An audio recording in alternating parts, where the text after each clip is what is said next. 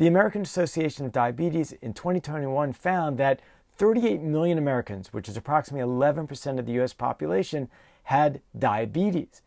Now, the CDC showed that about 98 million Americans, which is about 1 out of every 3 adults, had prediabetes. Now, the problem is that about 70% of patients with prediabetes will go on to develop type 2 diabetes. Now, why should you care?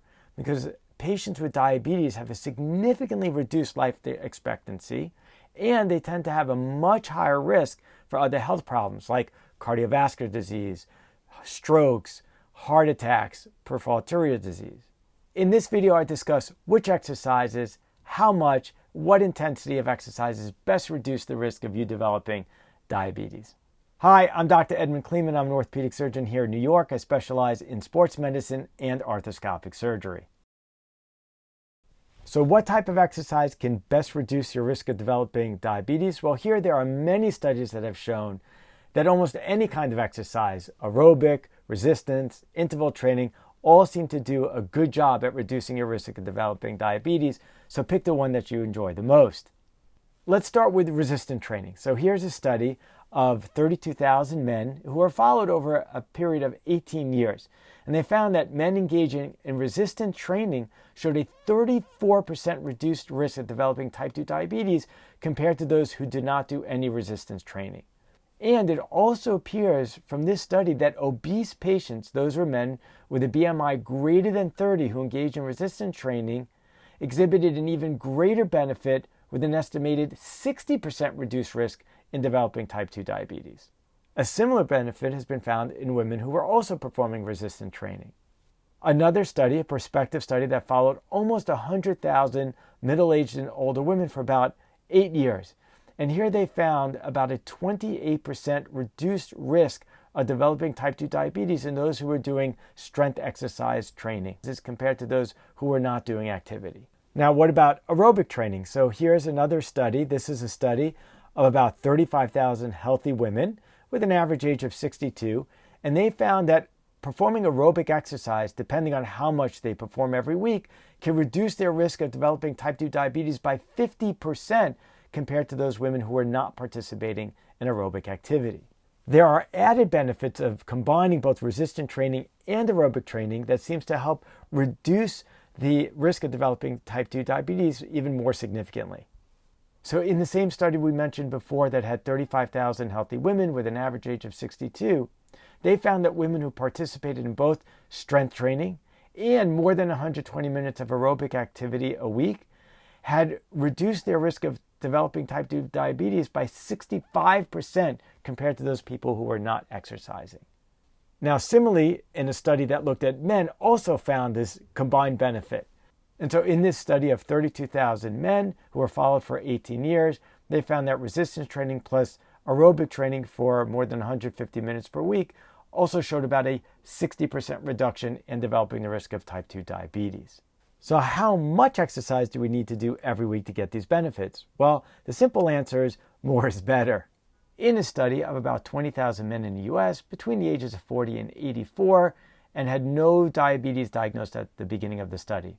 And then they followed these people and they found those who were doing exercise once a week had a 23% lower risk of developing type 2 diabetes compared to those not exercising. If people were exercising 2 to 4 times per week, they had about a 38% lower risk of developing type 2 diabetes. And for those people who were exercising 5 or more times per week, had about a 42% lower risk of developing type 2 diabetes. So you could see this incremental improvement. The more exercise you do per week, the lower your chances of getting type 2 diabetes compared to those people not exercising. Now, what if you're watching this video and you go, oh, I haven't been exercising, I've missed my chance? The answer is no. So the studies have shown that for those people who have been sedentary and then switch and become active, they can see these reduced risks of developing type 2 diabetes. For example, there was a study that included 70,000 female nurses between the ages of 40 and 65, and they followed them for 8 years. And so they found that for those people who were always active, they had about a 40% lower risk of developing type 2 diabetes compared to those people who were sedentary. But for those people who were initially sedentary and then became physically active, they were able to reduce their risk of developing type 2 diabetes by about 29%. So you could see a benefit even if you haven't always been exercising. Starting now can make a difference. The National Physical Activity Guidelines indicate that people should exercise at least 150 minutes of aerobic exercise a week and strength training at least twice a week. And so with this in mind of how many minutes we are conscious about our exercise, that can also translate here into reducing the risk of developing type 2 diabetes. So here's the same study we discussed before of 35,000 healthy women with an average age of 62. And they looked at their aerobic exercise. And for those people who are exercising between 1 and 20 minutes a week, reduced their risk of diabetes by 14%. If they were exercising between 20 and 60 minutes per week, they reduced their risk by 25%. If they were exercising between 60 and 120 minutes per week, they could reduce their risk by 34%. And for those who are exercising more than 120 minutes per week, they can reduce their risk of developing type 2 diabetes by 50% compared to those people who are not doing any aerobic exercise. These same findings have been found in men. In the study we discussed before, this is with 32,000 men who were followed for 18 years. They found that for those who were doing aerobic exercise between 1 and 59 minutes per week, reduced their risk by about 7%. Between 60 and 150 minutes per week, had reduced their risk of developing type 2 diabetes by about 30%. And for those who were exercising more than 150 minutes per week, had reduced their risk by about 52%. And this is compared to those who were not doing any aerobic exercise. What about with resistance training? Do we also get these additional benefits with more minutes of exercise per week? So in that same study of men that we had discussed before, so this was 32,000 men followed for 18 years, those who were doing weight training for between 1 and 59 minutes per week had reduced their risk of developing type 2 diabetes by about 12%. If they were exercising weight training between 60 and 150 minutes per week, they had reduced their risk by 25%. And if they were doing more than 150 minutes a week of strength training, they were able to reduce their risk of developing type 2 diabetes by about 34%. Again, this is compared to those who were not doing any weight training. What about intensity? Can it be light intensity, moderate, or has to be high intensity to gain these benefits to reduce the risk of developing type 2 diabetes?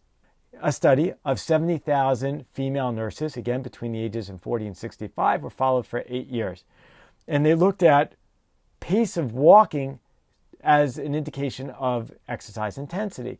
So for people who are walking at a normal pace, they had reduced their risk of developing type 2 diabetes by about 28% compared to those who were doing very easy, light walking.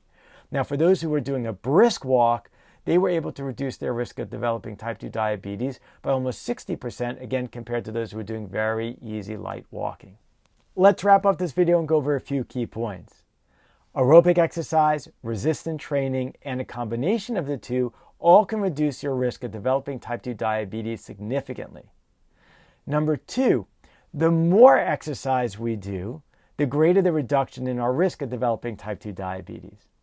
And number 3, both high intensity and moderate intensity exercise can reduce the risk, although high intensity seems to do a better job at reducing it even more. Thanks for watching this video. I hope you found it helpful. If you did, please click the like button below and subscribe. I look forward to seeing you in my next video or in my office.